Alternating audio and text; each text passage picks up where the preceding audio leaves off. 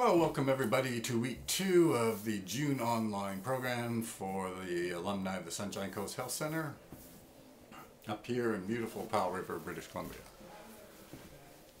Now, we've been talking this month about these things we call co-occurring disorders. So that's the addiction and something out of this book, the Bible of the psychiatric profession, the DSM-4 TR.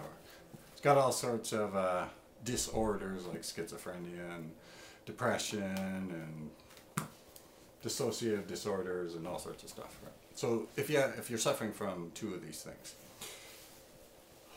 Now I hear lots of times from people, they say, oh, there's somebody he's suffering from a mental illness. I don't really like that term, mental illness. There's a big stigma on it.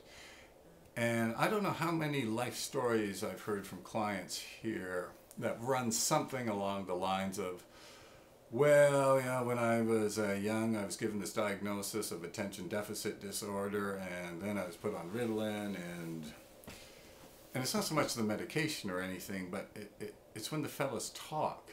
You can almost feel that it was like at that point where they thought to themselves, I'm different. I'm not like everyone else. Something's wrong with me. I'm defective. Right? This is a very common thing, especially with kids, young people. And they get this, so what they do is they what we call internalize the stigma. So they truly think there's something wrong with them as a human being because they have this doctor and these maybe parents and teachers actually treating you like you're different. In one particular case I know, it wasn't like, oh, Harry, quit being a jerk. They never said that to this little kid. All they said is, Harry, did you take your medication today? Actually, Harry was quite masterful. Man, he was very slick. When he didn't want to go to school, holy mackerel, was this kid good. Man, he'd pick out the mental health card. Oh, and everybody would just cave into it. Anyway, he never really grew up challenging himself or anything. And whenever he didn't want to do anything, oh, mental health issue.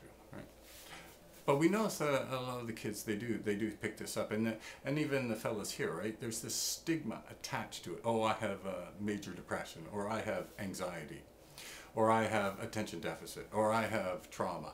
And by virtue of having these things, they actually think they're not like normal people, right?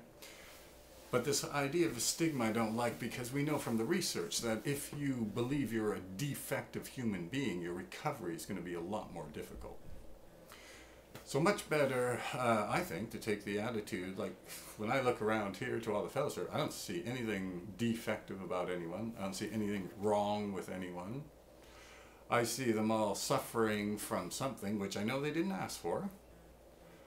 But are they going to play a victim to it, or are they going to overcome it? And that's a choice that everyone here gets to make. And if they're playing a victim to it, they're probably because they're getting something out of it. But the way I look at it is, no, you're not effective. Like you've got bipolar disorder. Okay, so you got bipolar disorder.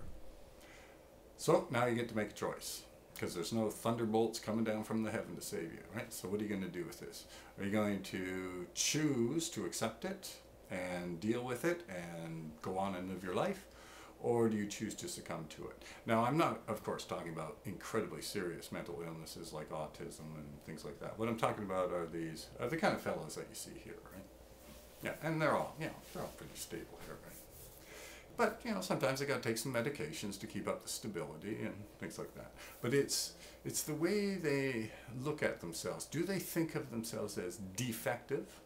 Or do they think, no, I'm a human being. Yeah, so I got this problem called bipolar. So I'll deal with it, and then I'll go on and live my life. And when they choose that decision, when they choose to get on with the business of living, it's remarkable how well the fellows here do. And I'm sure you remember to your time here, seeing some of the fellows here, and how this remarkable transformation they seem to have gone through in such a short period of time.